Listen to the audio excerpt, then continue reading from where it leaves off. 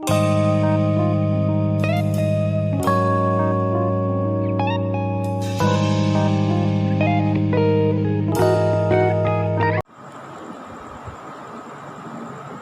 Evening all of you. अब DNA का part 2 चलेगा और जो भी हमारे स्टूडेंट पहले पढ़ चुके हैं वह भी यूट्यूब निकाल के डीएनए को पुनः सुनेंगे।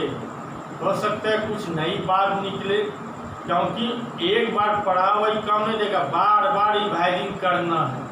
यह मन में नहीं सोचेंगे कि हमने पढ़ लिया है। अब जो पीछे बैच है उसको भी पढ़ाना जरूरी है, तो आप सुनेंगे, पुनः आपका रिवाइजिंग हो जाएगा। ये तो बहुत खुशी की बात है कि पुनः यूट्यूब चैनल के माध्यम से पढ़ाया हुआ चीज़ को या जिसने नहीं पढ़ा है दोनों को काम आ जाएगा।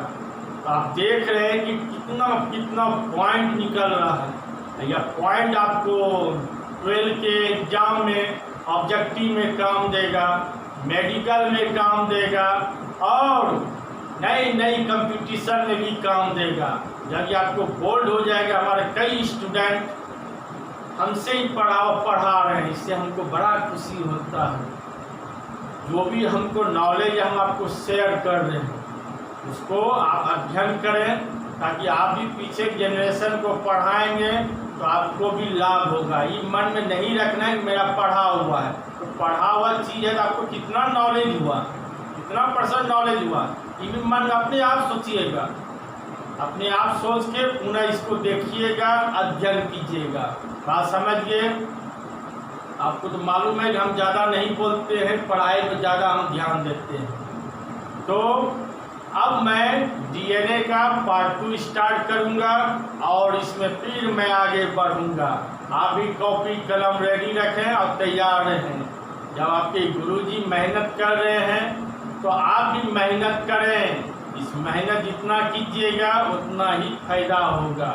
और आप शेयर भी करें, किसी को आप जानकारी देंगे तो आपका भी नॉलेज बढ़ते जाएगा और ना कि आपका नॉलेज घटते जाएगा। बात समझ गए? इसलिए आज 12 जून है, अब मैं पार्ट 2 स्टार्ट कर रहा हूँ। डीएनए पहला पार्ट पढ़ा दिए, अब दूसरा पार्ट में आप निकाल के देखेंगे डीएनए। बार बार फुल पार्ट नहीं लिखेंगे, पहला पार्ट में सब लिखा हुआ है। पार्ट 2 तो पहला पार्ट में हमने बताया कि प्यूरिन एंड पिरिमिडीन हमेशा किस रूप में रहते हैं? पेयर में रहते हैं। पेयर में ना जोड़ा। प्यूरिन बना होता है शुगर का और पिरिमिडीन बना होता है फास्फेट का। यह दोनों किस बॉन्ड से जुड़े रहते हैं? H बॉन्ड से जुड़े रहते हैं। अब इतनी सी बात को पहले बोर्ड में दिखा देते हैं, अभी कॉपी कलम निकालें और उससे आगे बढ़ें। जहाँ तक कल बताए थे पार्ट 1 में, उससे हाफ पैराग्राफ करके लिखाएंगे। Purine and pyrimidine, purine and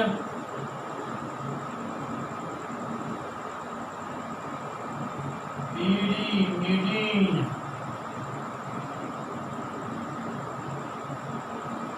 हमेशा ही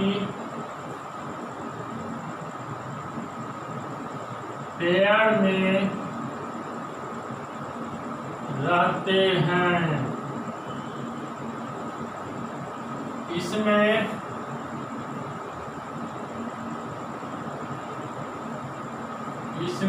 प्यूरिन शुगर मीन्स शर्करा, इसमें प्यूरिन शुगर का तथा पिरिमिडीन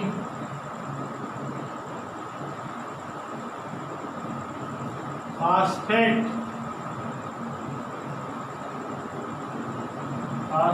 का बना होता है।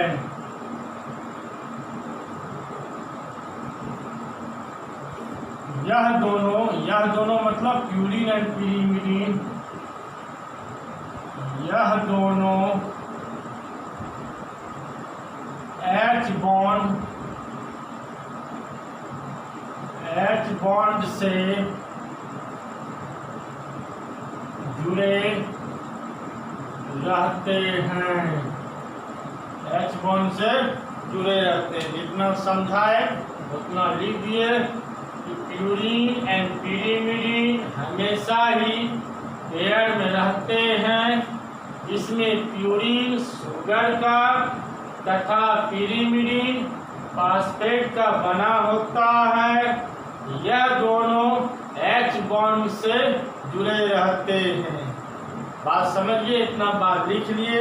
अब इससे आगे बढ़ना है। आगे जो बढ़ना है तो पहले सुन लीजिए, समझ लीजिए, तब लिखने की क्रिया पुनः शुरू होगा। आगे अब हाफ पैराग्राफ चलेगा कि डबल हेलिकल मॉडल। हमने फर्स्ट पार्ट में समझाया कि डीएनए का आकृति डबल हेलिकल होता है। तो डबल हेलिकल का मतलब द्विसर्पिलाकार। तो डबल हेलिकल मॉडल दिया किसने? बहुत फेमस साइंटिस्ट है। कई मेडिकल में 12 के एग्जाम में कंपटीशन में पूछते रहता। तो double helical model Watson and Crick scientist ने दिया, 1953 ईस्वी में दिया। इस महत्वपूर्ण जानकारी देने के लिए इस दोनों साइंटिस्ट को नोबेल प्राइज 1962 ईस्वी में दिया गया। कितना ईस्वी दिया गया नोबेल प्राइज? 1962 ईस्वी में। एक्सप्लेन किसने किया? वाटसन एंड क्रिक साइंटिस्ट, बहुत फेमस साइंटिस्ट है। कितने ईस्वी में? 1953 ईस्वी में। समझ गए बात को कि डीएनए का आकृति कैसा होता है? डबल हेलिकल होता है। लिखिए हाफ पैराग्राफ।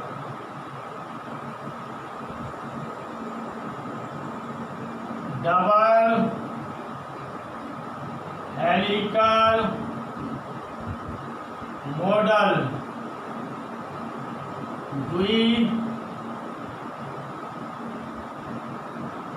सर्पिलाकार प्रारूप। डबल हेलिकल मॉडल का एक्सप्लेन में क्या हुआ? वर्णन। डबल हेलिकल मॉडल का एक्सप्लेन वाटसन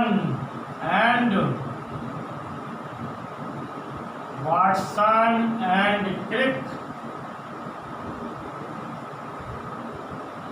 साइंटिस्ट ने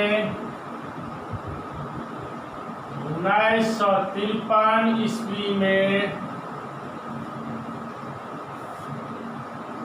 1953 ईस्वी में दिया। इस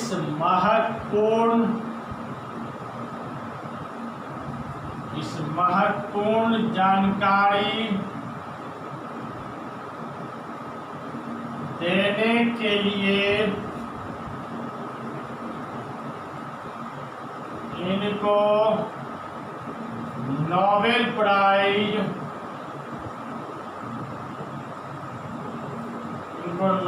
प्राइज 1962 ईस्वी में दिया गया। 11th क्लास में भी है। अब आपके या जो 11th क्लास का जो स्टूडेंट होगा वह भी डीएनए निकाल देखेंगे। अब डीएनए आरएनए सब पढ़ाएंगे। 11th क्लास में भी डीएनए आरएनए चैप्टर है, इसलिए 11th क्लास का भी स्टूडेंट पढ़ सकता है, कहीं दिक्कत नहीं है। उसको भी अगर पढ़ाएंगे यही चीज़ पढ़ाएंगे। समझिए बात को, वह भी स्टडी कर सकते हैं, कहीं कोई दिक्कत नहीं है। पुनः एक बार रिपीट कर देते हैं। डबल, ताकि आपको लिखने में सहूलियत होगा। और डबल हेलिकल मॉडल दुई सर्पिलाकार। इस पॉइंट को नोट कर रखेंगे। अब कोई अगर सवाल पूछ दे कि डीएनए का आकृति कैसा होता है, तो डीएनए का आकृति होता है डबल हेलिकल। याद रखेंगे, point is noted. Double helical model का explain Watson and Crick scientist ने 1953 ईस्वी में दिया। इस महत्वपूर्ण जानकारी देने के लिए इनको नोबेल प्राइज 1962 ईस्वी में दिया गया। अब आपके मन में विचार होगा कि इसका फिगर बनना चाहिए। फिगर किसका बनेगा? इसका फिगर है, और फिगर बहुत महत्वपूर्ण है। फिगर बहुत महत्वपूर्ण है क्योंकि हर साल लगभग 1 साल के बाद 1 साल क्वेश्चन पूछते रहता है लॉन्ग क्वेश्चन में कि वाटसन एंड क्रिक के द्वारा डीएनए का नामांकन चित्र बनावे 5 नंबर का। वाटसन एंड क्रिक साइंटिस्ट के अनुसार डीएनए का नामांकन चित्र बनावे। इसको दूसरे क्वेश्चन के रूप में देता, कहने का सब मतलब एक के हुआ तो सिर्फ फिगर बनाना है। इसमें सिर्फ फिगर बना के नाम इंडिकेट कर देना है, सॉलिड 5 नंबर मिल जाएगा। बात समझ गए? अब इसके बाद यहाँ फिगर बनेगा। तो इस फिगर में क्या है कि डीएनए का स्ट्रक्चर में रचना। तो डीएनए का स्ट्रक्चर जो होता है वह टेढ़ी मेढ़ी सीढ़ीनुमा जैसी आकृति का होता है। टेढ़ी मेढ़ी सीढ़ीनुमा जैसी आकृति का होता है।